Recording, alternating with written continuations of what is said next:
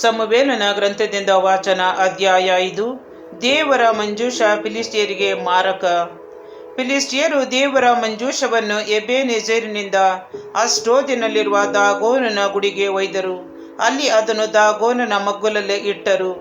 ಅಷ್ಟೋದಿನವರು ಮರುದಿನ ಬೆಳಿಗ್ಗೆ ಎದ್ದು ನೋಡುವಾಗ ದಾಗೋನ್ ವಿಗ್ರಹ ಸರ್ವೇಶ್ವರನ ಮಂಜೂಷದ ಮುಂದೆ ಬೋರಲು ಬಿದ್ದಿರುವುದನ್ನು ಕಂಡು ಅದನ್ನು ಎತ್ತಿ ಪುನಃ ಅದರ ಸ್ಥಳದಲ್ಲಿಟ್ಟರು.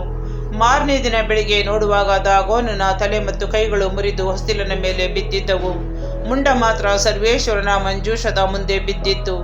ಇಂದಿನವರೆಗೂ ದಾಗೋನನ ಯಾಜಕರು ಹಾಗೂ ಅವನ ಬಳಿಗೆ ಬರುವವರೆಲ್ಲರೂ ಅಷ್ಟೋದಿನ ಗುಡಿಯ ಹೊಸ್ತಿಲನ್ನು ತುಳಿಯದಿರುವುದಕ್ಕೆ ಇದೇ ಕಾರಣ. ಸರ್ವೇಶ್ವರನ ಹಸ್ತ ಅಷ್ಟೋದಿನವರಿಗೆ ಬಾಧಕವಾಗಿತ್ತು. ಸರ್ವೇಶ್ವರ ಗಡ್ಡೆ ರೋಗವನ್ನು ಬರಮಾಡಿ ಅವರ ನಗರವನ್ನು ಅದರ ಗ್ರಾಮಗಳನ್ನು ಹಾಳು ಮಾಡಿದರು. ಇದನ್ನು ನೋಡಿ ಅಷ್ಟೋದಿನ ಜನರು, ಇಸ್ರಾಯೇಲ್ ದೇವರ ಮಂಜೂಷ ನಮ್ಮಲ್ಲಿರಬಾರದು, ಆತನ ಹಸ್ತ ನಮಗೂ ನಮ್ಮ ದೇವರಾದ ದಾಗೋನನಿಗೂ ಬಾಧಕವಾಗಿದೆ ಎಂದು ಹೇಳಿ ಫಿಲಿಸ್ಟಿಯರ ರಾಜರೆಲ್ಲರನ್ನು ಕೂಡಿಸಿ ಇಸ್ರಾಯೇಲ್ ದೇವರ ಮಂಜೂಷವನ್ನು ಏನು ಮಾಡೋಣ ಎಂದು ವಿಚಾರಿಸಿದರು. ಅವರು ಅದನ್ನು ಗತ್ ಊರಿಗೆ ಕಳುಹಿಸಬೇಕೆಂದು ನಿರ್ಣಯಿಸಿದರು. ಹಾಗೆ ಇಸ್ರಾಯೇಲ್ ದೇವರ ಮಂಜೂಷವನ್ನು ಅಲ್ಲಿಗೆ ಕಳುಹಿಸಿದರು. ಮಂಜೂಷವಲ್ಲಿ ಹೋದ ಮೇಲೆ ಸರ್ವೇಶ್ವರನ ಹಸ್ತ ಊರಿನವರಿಗೂ ಬಾಧಕವಾಗಿದ್ದುದರಿಂದ ಅಲ್ಲಿ ದೊಡ್ಡ ಗದ್ದಲ ಇದ್ದಿತು.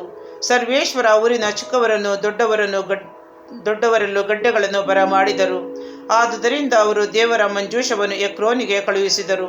ಅದು ಅಲ್ಲಿಗೆ ಬಂದಾಗ ಊರಿನವರು, ನೋಡಿ, ನಮ್ಮನ್ನು ನಮಗೆ ಸೇರಿದವರನ್ನು ಕೊಲ್ಲುವುದಕ್ಕಾಗಿ ಇಸ್ರಾಯೇಲ್ ದೇವರ ಮಂಜೂಷವನ್ನು ಇಲ್ಲಿಗೆ ಕಳುಹಿಸಿದ್ದಾರೆ ಎಂದು ಕೂಗಾಡಿದರು.